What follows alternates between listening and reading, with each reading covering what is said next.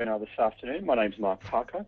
I'm joined on the webinar today by Peter Black, who is a TEC chairman based in Sydney and has been a TEC enthusiast for a number of years. So the topic of our webinar this afternoon is around the role of the CEO. I'm a CEO. Should I be on Twitter? And first of all, good afternoon, Peter. Good afternoon, Mark, and hello everyone. Thank you for joining us today, and we hope you get something out of the seminar, which is quite interesting because some of the stats you look at as to how many CEOs are on Twitter, it's a very small percentage, and does that say something about the CEOs or something about Twitter? And hopefully Mark and I will be able to answer that for you this afternoon. Yes, excellent. So look, the webinar today is presented by TEC, the Executive Connection. Peter, as I mentioned, chairs a group of CEOs. It's part of the global Vistage network with over 15,000 members and over 1,200 in Australia and New Zealand. And you can find information on TEC at tec.com.au. TEC have liked to present significant business issues for the community to discuss, debate and digest. And what we're going to do today, I guess, is really get through this issue of Twitter, its role within the business community's role for CEOs. Now, just before we begin, I know probably those on the webinar are reasonably familiar with Twitter, but Peter and I are just going to give you a quick one-on-one, a 5-minute one-on-one, Peter. So we need to stick to the time. But what I want to do is just take you very quickly through some of the basics. That particularly some of the terms that we'll talk about this afternoon. For example, the idea of a tweet. And a tweet is where we have 140 characters to type and share information. And we can actually then tweet in and broadcast that out. So, now, Peter, could I put you on the spot and ask you to talk quickly about those who follow you or I and our followers, just while I type out a tweet for the audience? Once I've blocked all the porn queens, and I've got to say it's probably one of the unfortunate sides of Twitter. You do get some spammers that follow you, but you can block those, and I do that. I have a range of clients, journalists, interested people, and it certainly has been an eye-opener for me as to particularly the global reach. And I similarly follow a whole range of people. I follow clients, I follow prospective TEC members, I follow people in my network, I follow news organisations, I follow companies that I do work with. So I'm sort of covering a fairly broad range of people who maximise my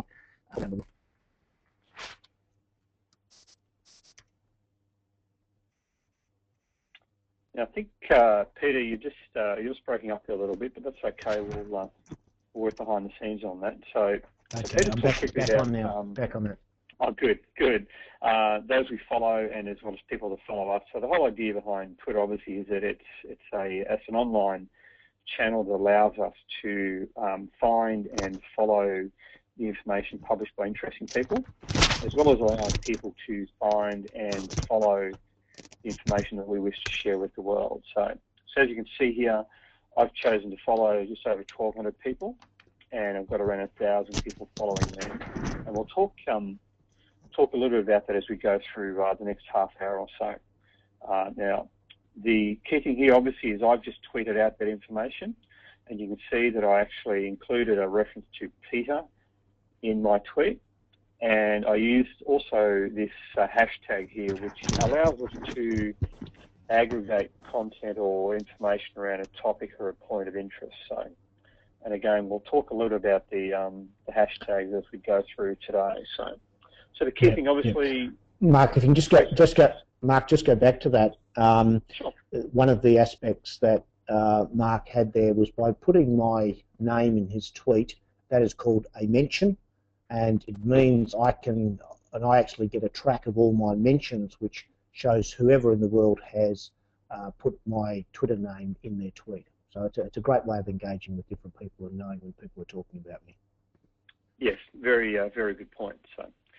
So just some of the quick basics here. You'll hear us talking about tweets, about hashtags. Key thing, obviously, is that we're talking about information that's in the public domain. So as information is published, that is public. And so the first rule, obviously, is to ensure that whatever you are choosing to tweet about, you are confident that you are happy for it to be in the public domain. And Peter, as we've seen already, despite all the warnings leading up to the Olympics, we've seen a couple of athletes get themselves in a reasonable amount of trouble very early on, so which is disappointing. The one thing that Twitter doesn't have is a pause button or a delayed send button.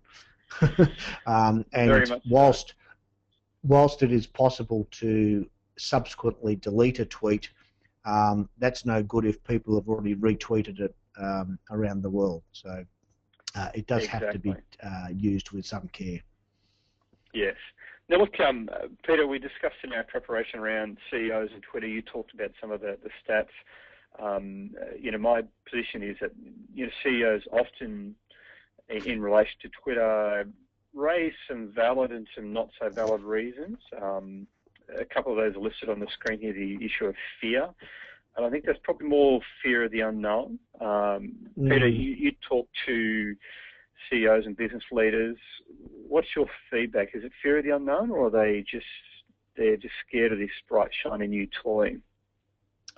I think it's those things. I think it is they are somewhat overwhelmed already with the volume of emails and texts and other communication things coming into them. I also think that the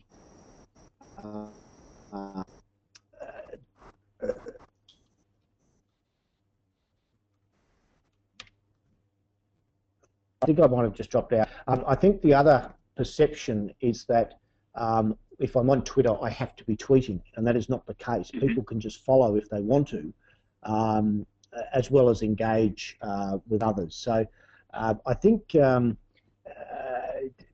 is a little bit fear of the unknown. Certainly in my experience, I only have to spend about 30 to 45 minutes, exactly what we're doing today, showing people how it actually works. And I've been able to convert some fairly old people, with due respect to those people, as to the virtues of it for business reasons, particularly when they get over the perception that it's just about people tweeting on having a coffee. And yes, there are people that do that, but it has become more of a business-oriented tool in recent years. Yeah, very good point. In fact, I just had a question off one of your comments there around the frequency of tweeting, because I think my opinion here is that one of the issues around that CEOs throw up is that they don't want to be on 24/7, and they're concerned about this expectation that you need to be tweeting or publishing information all the time. Now, my perspective, Peter, is that that's actually, it's disappointing that is the case, because quite often you don't need to be tweeting many times a day. I actually see accounts and I see users who probably do one tweet a week or 4 or 5 a month, and I actually find they publish really good information, whereas I've seen other users, and noted author Seth Godin is a good example where he's tweeting all the time. Sometimes you tune out because it's a little bit of, it's just not quite relevant. But I think the expectation is you don't need to be hammering it all the time. I think the key question, and this is something I recommend to CEOs and business leaders, is quality beats quantity. What's your perspective on that, again, talking to business leaders? Yeah. My feeling is that you've got to really work out what your preferred positioning is. And your preferred positioning might be, I'm not going to be on Twitter at all at one end of the spectrum, to at the other end, I'm going to be hyper-connected on it 24/7. I think there's probably a middle ground. Being a CEO requires obviously a lot of other things that you're doing in the day, and Twitter is just one part of that. So I agree with you, Mark, in that it might only be one tweet a week or three a day, or it might be you're just following others and tracking things like your mentions, either personally or as a company, and responding to those as appropriate. So it's really working out where you want to sit on Twitter. I know personally, I'm in one-to-one meetings with a lot of my CEOs a fair bit of the weeks, some weeks. I can't be tweeting. I don't sit in my one-on-ones. My phone is off. My tablet is devoted to the meeting that I'm having. So I tend to use a pre-scheduling tweet tool so I can put tweets out in the background without me having to actually be sitting there doing it. That's a good point, and I think it really, one of the key points I like to make is it really is a case of dialing into your level of comfort and understanding, how do I actually fit into this world. So now, one of the key points I just want to touch here quickly is, I guess, and this, as you know, comes off some of the questions I get from talking to CEOs and business leaders and tech members. My opinion is not every CEO needs to be on Twitter. I think there are some very valid reasons why a CEO has decided or decides that he doesn't want to be on Twitter. And often the CEO is not the brand. They may in fact be the leader of the organisation. And they have a team. They've delegated a team to say, you represent the brand, represent the company, and go forth and use the tools that you feel are appropriate. Another key point is in certain industries, Twitter as a communication engagement tool just doesn't have take-up. And I would suggest that if you're in a highly industrialized industry, quite often Twitter is just not a tool that has any form of real take-up. So you could in fact be investing time, but for very little return on investment. So now, what's your perspective, Peter? I mean, I see commentators saying, oh my God, everyone needs to be on Twitter. What are your thoughts on that? I think it goes back, you're quite right in that sometimes the CEO is not the brand, it is the company. But that doesn't mean to say the CEO can't be on Twitter as an individual, even if it's just to follow various, business-oriented newspapers or journals, whether it's to follow clients, and they could find that their clients or customer bases are in there. You're quite right, there are some industries where Twitter is just not going to be there, but it's really knowing what your industry is. I know this year I have been successful in inviting 4 individuals over the last 4 or 5 months to join my tech group.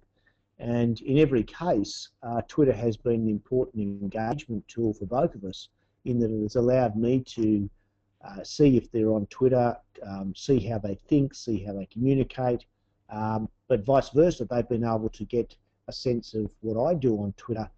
So it's been another sales touch point for me in that respect. So it's really horses for courses, depending on the industry, depending on the individual, depending probably more importantly on what your customer or client base is doing. Yeah, good follow-up. And look, the other key point here is, one of the links you sent me in preparation, Peter, you said, it's all about the CEO being social. I actually think that's a good point, but it's actually not broad enough. I think the CEO needs to be focused on enabling his organisation to be social, because ultimately the more the organisation is open to customer feedback, is open to allowing the tribe and their enthusiasts to have a voice, that's a great outcome. So if somebody said to me, oh, the CEO should be on Twitter, or the CEO should be enabling this type of open communication, I think the latter is theoretically more important than forcing the CEO to be using Twitter. So. Yeah, and I think where the CEO's role really comes in is ensuring that his or her organisation has a social media policy. All the normal codes of conduct and values and risk management criteria still apply. It's just that Twitter is a very instant tool. Now, anyone who works for a corporate these days is bound by fairly tight codes of conduct as to who's authorised to speak to the public, etc., etc. So there does need to be firstly a policy around what is appropriate to tweet, who's authorised to tweet, what are you allowed to say. But at the same time, you look at companies like Telstra and Qantas and these big brands who are using it as a customer engagement and a feedback tool to resolve problems very quickly. So it's up to the CEO to set the vision and direction, which is what CEOs should do, and then have their people follow them. And the CEO is perfectly entitled to monitor that and get engaged if they really want to. Yeah, good point. I look, you mentioned Telstra there. We all know they're building out a pretty strong team there. But you'd be looking for a long time before you'd find David Thodey with a Twitter account. So I think it's a good point. I think he's focused on leading the organisation and ensuring that the organisation is starting to slowly adapt to this new world. So which is a good point. I just want to go back for 2 seconds, Peter. So a question has come in. I just want to jump back to the Twitter platform. The question here is around those numbers that we talked about before, around how many people you or I might be following versus how many people are following us. And the question is how important are followers. Now, again, it's really quite interesting because this is an area where we see, in fact, I'll be blunt, I think there's a lot of misinformation put out around building followers and following people. I come back to my point, I think quality beats quantity every day of the week, but then others will say to me, but if you've got 1 million people and 10,000 are actively engaged with you, or do you have 500 and 490 are actively engaged with you? So it's a tough question. Do you think there's a right answer there? Yeah, look, it depends on what you're trying to do. I've seen people who are following, tens of thousands of, accounts and likewise have lots of followers. I know personally, whilst I might follow, I'm following, about 1,000 accounts as well, Mark, and what I do with the accounts I follow, some of them I put them into Twitter lists. And so I will, all my TEC members, for instance, I've got in a separate list. So I can actually just review effectively a filtered list of what the TEC members are tweeting. So I've got a pretty good idea of, what they're talking about around their businesses. So I really use the overarching followers or following to build a database of people who are tweeting, and then I filter it down to my specific purposes. So it might be I have lists that will deal just with one client and all the clients, all the companies in that particular industry. So I work across sectors, as diverse as professional services to animal health. Now, I can't be expected to know everything that's going on, but I tell you what, I can get a very quick update on something like animal health by just having a filtered Twitter list, and I can go out and say, oh, did you see such and such is doing this? And they go, oh, how'd you know that? And it was off Twitter. Yeah, it's a good point. In fact, a quick story I had from meeting a TEC member down in Adelaide. We had the usual discussion, and I actually encouraged him to start using Twitter. And it's actually, for him, it's become a research tool.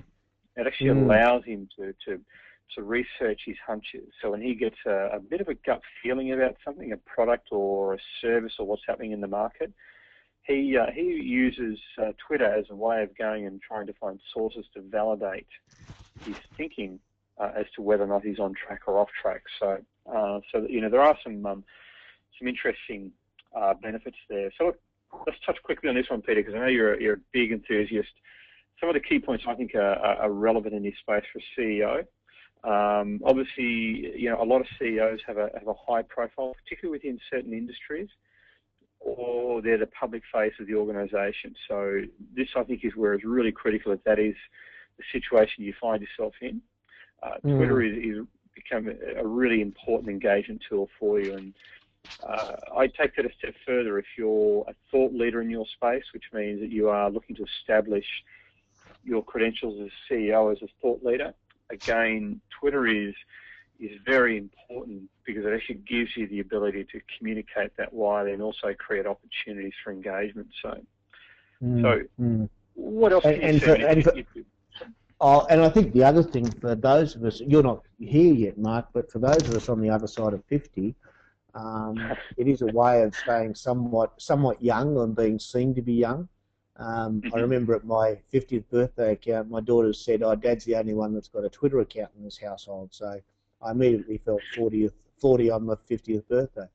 But all joking aside, it is a way to be seen as still current and relevant. It's probably one of the concerns I have where older CEOs are relying on their 30 or 35 years of corporate experience. And I say, well, think about the role that you're going into. Let's say you're in it for 5 to 8 years. What's going to change? And they say, oh, but that's not that far away. And I say, well, go back 8 years. 8 years ago, we didn't even have Twitter, and look how it's changed. What we do. We didn't have iPhones. We didn't have iPads. So the rate of change is incredible. And it's one of the things that we really sort of work with our CEOs in tech on is coping with this change and helping them stay ahead of the curve. And when I sort of read stats that 40% of our employees and therefore potentially our consumers in the year 2015 will be Gen Y, their preferred means of communication are certainly not email. It is Twitter, or it's Facebook, it's more the social media, and a lot of it will be done off a mobile device as well, not off a desktop. Yeah, absolutely. In fact, we're really unchaining the organisation. And one of the key points I've got on the here is point 4. This is something I see with tech members, and I think why tech is as a leadership development tool is so important, because I do see a lot of tech members who start to really understand the potential, but then realise that their role also is to be involved in change. So as communication models start to adapt, they know they must adapt themselves. And we think about the world we've come from, where we would send written communication, and we all were kind of spun out by the whole immediacy of mobile phones and then the immediacy of email. But now we're evolving further, and I think it's important we understand this communication and engagement opportunity that we have. And I guess as leaders, that's our challenge to ensure that we're going to be prepared to embrace change by being involved in it. Yeah, absolutely. And it's not. I don't think Twitter's going to be turned off anytime soon. And I think the most important thing I see for CEOs is to, and it's not just CEOs, it's right across an organisation, it's firstly understand what it is, work out whether it is relevant or not relevant, and make a conscious decision. My concern is there's too many CEOs who are making an uninformed decision out of ignorance. Yeah, good point. In fact, I just flipped to the slide here, because the key thing that I think you and I both stress is understand the potential. So that even if you sit back and you go, you know what, I'm a private person, I lead the organisation, but I'm not the headlines. The important part here, and I think this is again where the tech model is so important, because it gives leaders the opportunity to understand the potential and actually work out how to leverage or harness potential. So this idea of being an enabler, encouraging your team to experiment. So that to me, I think is very important. So now, Peter, just before you jump in there, a couple of questions here. I'm interested in your perspective here. One of the questions is, what do I share? So I'm the leader, I'm the CEO. What do I tweet about? Now, I'm going to give you 30 seconds to answer that question, because I know we could go on to another hour on that topic, but just quickly, what resonates for you? What content do you find, or when you see people sharing content, what grabs your eye? Yeah. I think what grabs my eye more than anything is when you are retweeting someone else, so you're sharing. I think when you're tweeting a link to a blog post or a website, and particularly if it's giving me information. On the converse, what doesn't resonate as well with me on Twitter is when you're just doing a straight sales pitch, even though Twitter is used for that.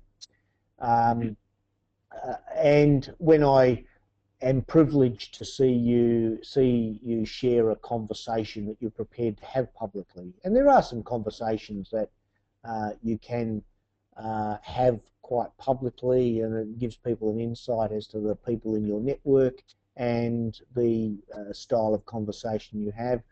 Not that every conversation should be public, and I think there are people who probably overshare and are overly on the net, and I'm going, I don't really want to be involved in that.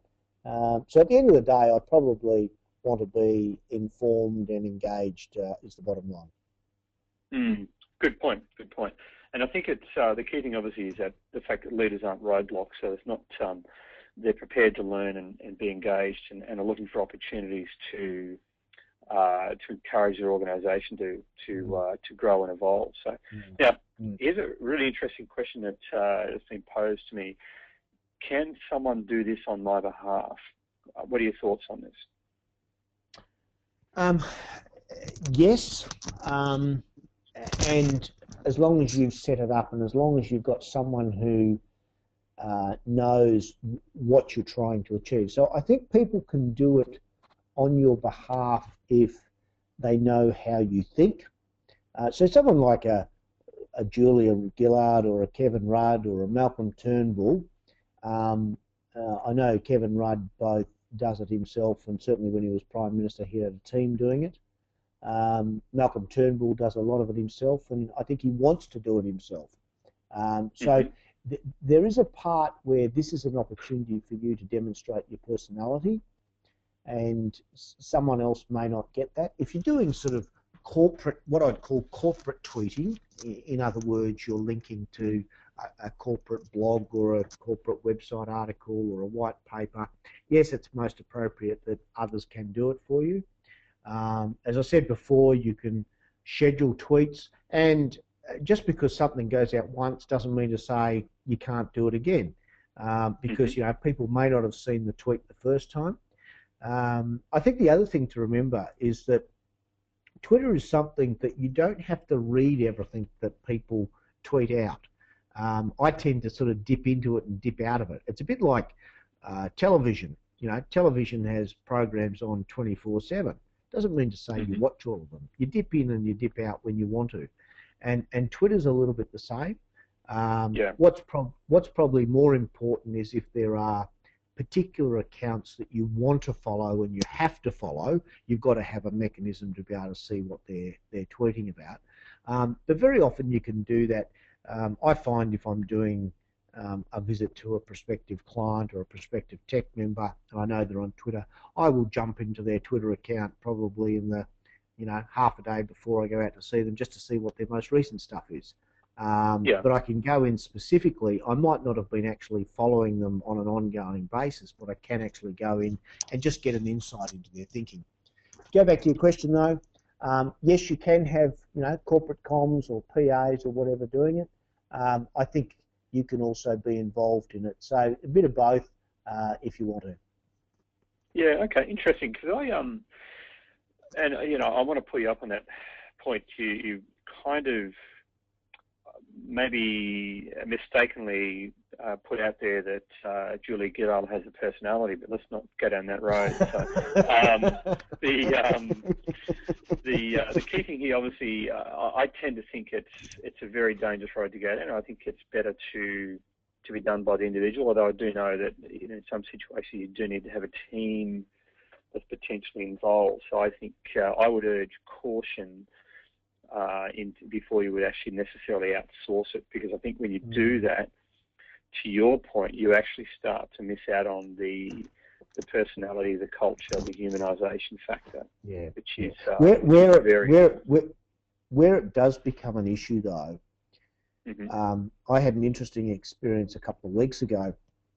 I tweeted the New South Wales government has just supported the introduction of mobile reception into the main train tunnel under Sydney, and that has been a gap for a while. Anyhow, I put a tweet out as I was actually in the tunnel saying, just enjoying, this is the first day that was operational, I put a tweet out and I went, thanks at Barry O'Farrell, who's the New South Wales Premier, and just using at Telstra reception. Anyhow, all the crazies out there decided to tweet, retweet it and have a go at Barry O'Farrell about the train service and whatever. Now, I'm sure that it was one of his minders who probably retweeted my tweet, and all the responses. Two things. One is that he could not deal with them all individually, and to some extent, if he did, he would be throwing fuel on the fire. But secondly, sometimes you've got to know when to let go and just let something go through to the keeper and just ignore it. And I've certainly found that there have been times when someone has retweeted or commented on one of my blog posts or my tweets, and I've consciously gone, okay, am I going to engage or I'm just going to let it go? So it does require a little bit of strategic thinking. Now, if you've got that delegated to someone, they may just decide, well, I've got to engage with everything. So there's got to be a little bit of circumspection around when you do get involved. Yeah, look, that I think comes back to that business acumen and maturity. You would have seen the articles written this week by a US writer saying that anyone running your social media efforts should be under 25 years of age, and I think that was a very misguided statement. But we'll come back to that. I just want to pick up on a point you made there.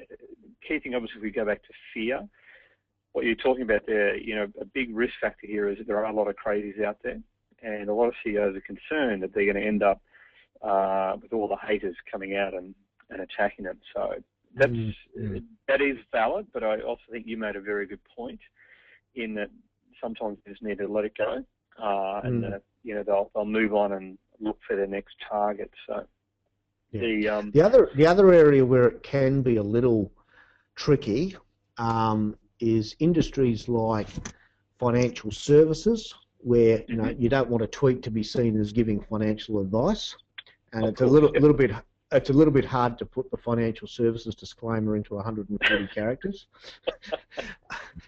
Or if you're dealing with industries like pharmaceuticals or medical, something that you've got some human risk factors.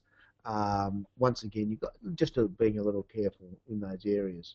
Yeah, but it does in fact, even politicians have to be careful because they seem to be encouraging people to support them. They start running risks around. Are they seeking donations, disclosing information, etc. So it's look, there are risks, but to be honest, we've seen a lot of people get into trouble with their mobile phones. So it's that whole risk management thing that you touched on earlier.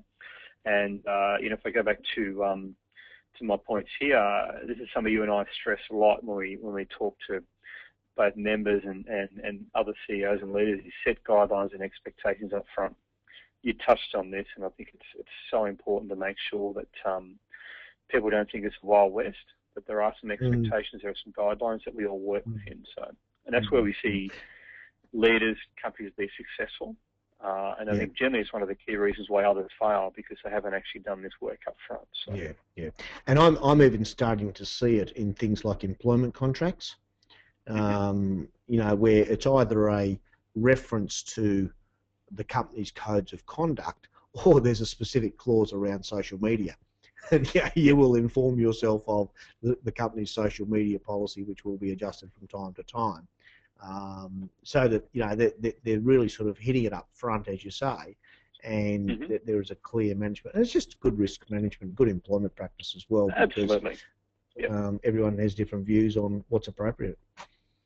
Yeah, and look, Peter, in the couple of years I've been talking to TEC members around the country on social media, we never fail to touch on that topic of policies and guidelines.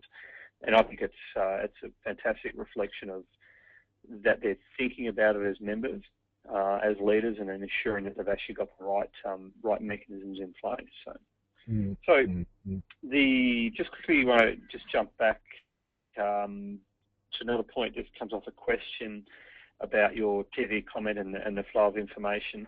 We can actually see here, Peter, in the few minutes since I was last here, there's been 84 new pieces of content has been thrown at me. And to your point, it's like all the TV channels. Do I necessarily read that content? No, I don't. But what I do is I actually look, and I can use this as a research tool, which goes back to my point. If, for example, I wanted to find out what's happening around, say, Qantas, I can simply do a quick hashtag search or just search on Qantas, and actually go and get a feel for what people are sharing and what information they're sharing about their experiences with this big company. So now, Mark, I noticed on your screen that one of your tabs there is a 3.8% of Fortune 500 CEOs are on Twitter, right? Yes. And it's a very low percentage. And it's quite an interesting infographic there, where you can see the reasons. If you just sort of go back to that reasons why they're not on Twitter, where it's seen as overwhelming, etc. And overwhelming, wrong information, too much commitment, too old, unfamiliar, no time, magnified. Yeah, all right, they're all the good reasons. But then you drop down to section 3 there, where it's saying, it's good for customers. Customers, or consumers are more likely to buy, and good for employees, where they're saying, well, it'll enhance your brand and help crisis management. You're seen as more trustworthy. You're better leaders. I think they pinched TEC's tagline there. Better communication, easy to recruit, etc. And the one down the bottom is quite an interesting one. Keep up with other CEOs. Now, a lot of CEOs I deal with are quite competitive. And I think we will see a wave. What I'm finding quite interesting now is the number of CEOs who've got iPhones. You would have never heard of it. And part of it is keeping up with others who have also got them, as well as, obviously the functionality of them. Oh, absolutely. And I think it's, again, I go back to my point, I think it's a phenomenal research tool. And, for every negative piece of content, you'll find there's positives out there as well. And, interesting, you should try this yourself, Peter. Qantas gets a fair bit of stick from everyone, actually. And I'm always impressed that they've stuck out Twitter, given they tend to be a magnet for some of the angry people in the world. I found I will often share good experiences with Qantas, and that is almost the best way to get feedback and get engagement from Qantas. They'll always respond when I share a good story. It just shows you sometimes when you share a positive for these guys, for them it's great to have people. More importantly, do you get upgrades? No, I don't, mate. So, but more to the point, it's I have a simple goal: take off, need to match landings. That's all I need to do for me. Get me home. So. So, just in terms of time, I just want to wrap up here quickly, Peter. It's been a great discussion, some good questions from the audience. Any other key point? I mean, when you sit down and talk to a leader and they're still kind of shaking their head, what are your thoughts? Is it just a case of, understand it and embrace it? Look, I take the view that my role is to facilitate thought, facilitate change, to present options. At the end of the day, the CEO is the only one who really knows what's happening in their business and what works for them best. And we don't have to take on board every shiny new thing that comes along. I think Twitter is certainly one that is another option out there. To your point before, it might be that Facebook is a better medium, or it might be LinkedIn, or it might be blogging. So I think it is take a conscious and informed decision, and dip your toe in the water, even just to be a passive follower, whether it's of clients, whether it's of newspapers and business journals, whether it's fun stuff. Watch what happens when there's a major event on, whether it's a football match or an Olympic Games event, or whether it's an earthquake. You look at things like the Queensland floods or the New Zealand earthquakes. Yep. Twitter is probably one of your best news sources. Interestingly, the emergency services are now using Twitter and Facebook and social media generally as a means to direct their resources. And they've actually engaged consultants to develop programs that will enable them to marshal their resources to where the most need is. And so it is, there you go. So you're being in Queensland, and that they did an excellent job during the Queensland floods.